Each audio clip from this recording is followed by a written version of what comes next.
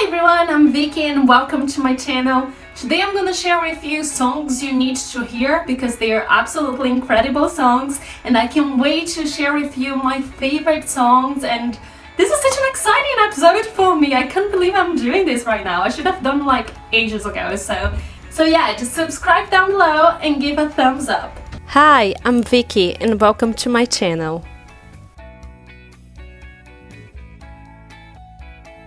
The first song I'm gonna share is That's What You Get by Paramore, and it's one of my favorite Paramore songs of all time. I really like this song because it has a really nice catchy sound, and I really like the lyrics as well. It talks about what happens when you fall in love and the bad consequences of it, and I think it's a very 500 Days of Summer song, if I could describe it. I don't know why the song wasn't in the soundtrack. Maybe 500 Days of Summer was released before the song, so yeah. I really like the melody as well. There was something really special about it. I like the guitars and the way it sounds as a whole. It's absolutely incredible, so yeah, give it a listen.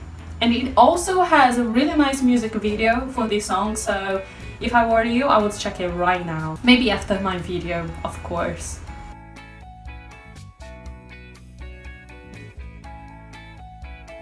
Next one is World Behind My Wall. I don't know if you know this song because not many people know Tokyo Hotel, but back in 2008 they were super big and they had an album called Scream, and then after Scream they had another album called Humanoid, and in this album it has this song, and honestly it's one of the best songs they ever released and I absolutely love it. There's something really special. It's about facing your fears, being strong in the world that we live in, because we see pictures in television and everything else that sometimes it makes us think that our life is shit, but we should be strong and understand that those things really mean nothing. This is just things that are made for television and it doesn't really represent real life. So I really like the message of this song. I think it's really nice and one that during this time of social media everyone should give it a listen. Yeah, I would describe it as a rock ballad, and honestly Bill's vocals are so beautiful. He has such a unique voice, a very unique male voice. Let me be very precise with this one, so yeah, give it a listen.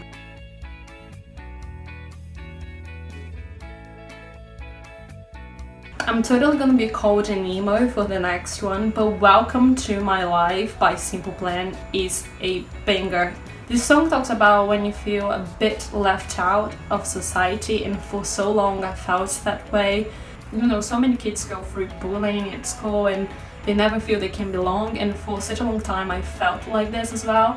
And this song made me feel like I wasn't alone. So I really like the message of this song, and I feel like in some ways we can all identify, because sometimes we can feel like we don't belong somewhere, or we feel like we're not good enough for things. We have some sort of imposter syndrome, and I think the song's a really good one for this reason. The lyrics are really good and should definitely give it a listen. And also it has that sort of emo anthem vibe, so it's really cool. If you like emo music, you're gonna love this one. I'm telling you, emos, go and check it right now.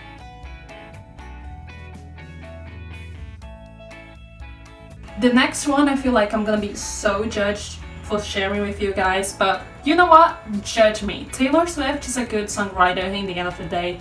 So All Too Well is such an incredible ballad. Honestly, it might be the best song Taylor Swift ever wrote in her entire life. This song is in her Red album, which is her 4th album, and there is something special about it. Actually, when she wrote it a 10-minute song and she needed help to cut out, and the lyrics, they just they hit you really, really, really strongly, and I really like it. It's the ultimate heartbreak song. I feel like that's the song you need to listen to when you have your first heartbreak, because nothing is ever gonna be as intense as your first heartbreak, I would say, and the song describes it perfectly well, and it has so many details in it. It's definitely not a mainstream song I'm heartbroken and I'm sad, blah blah blah. No, it talks about her leaving the things in her ex-boyfriend's house, and then he having to mailing things her back and going through all this awkward situation and remembering every single moment that it was unforgettable for her, dancing in the kitchen with the refrigerator lights. It is so specific.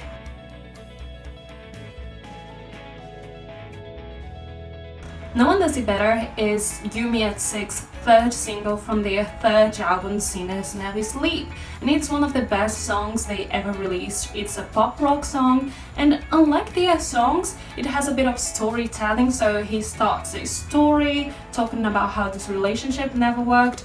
And actually, in one of the interviews they were giving, they said, well, listen to it during bedtime because it's pretty much a story. I don't know if it's a real story or if it's not a real story, but it's a really interesting one to listen to, and it's very different than what Yumi at Six does and what I think they're gonna do in the future, because they're definitely not like Taylor Swift, who's obsessed with storytelling through music. So yeah, give it a listen.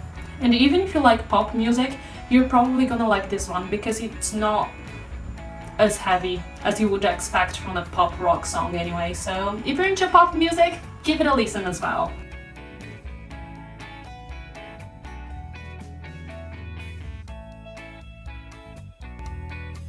I'm definitely gonna be called an emo for the next one, but Disenchanted by My Chemical Romance is an amazing song.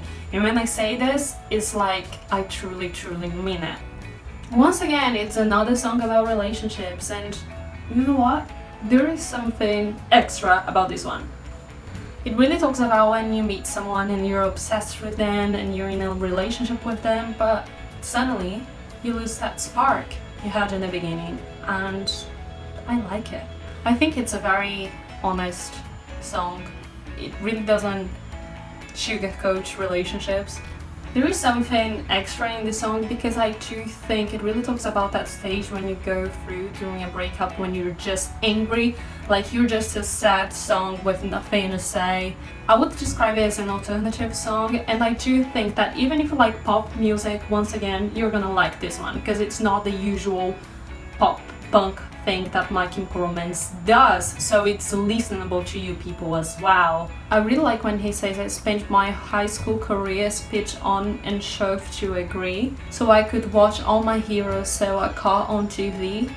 I think it really talks about the school system and how you're taught to conform to things and do things in a very specific way. Don't get me wrong, I think education is so important. I mean, I have a master's degree, so I'm all about education, but some things about education has to change, and I think we should start by paying teachers more, because honestly the work they have and the fact that they take everything back home and they spend so many hours checking on what we do, even when they're at home, like it's such a tiring job. I don't know how I ended up getting so political. Definitely give it a listen. It's a fun alternative song, and it talks about being angry and going through that stage after a breakup when you're just like angry about your ex-partner, and I think it's totally relatable, so give it a listen.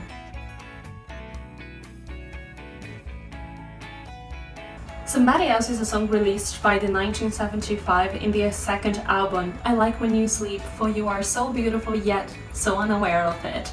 I really like this one because it's a really nice synth pop song about realizing that your ex-partner now found somebody else, and even though you don't want them, you're kind of upset anyway, and I think it is very relatable. It's like, I don't want you, you hurt me, but damn, you already moved on. I don't know, it's very relatable and it is really freaking catchy, and I can tell you, I played over and over and over again when it was released. Interesting fact, I played it so much even before it was a single, and also the music video is incredible. I love the lights and the aesthetic.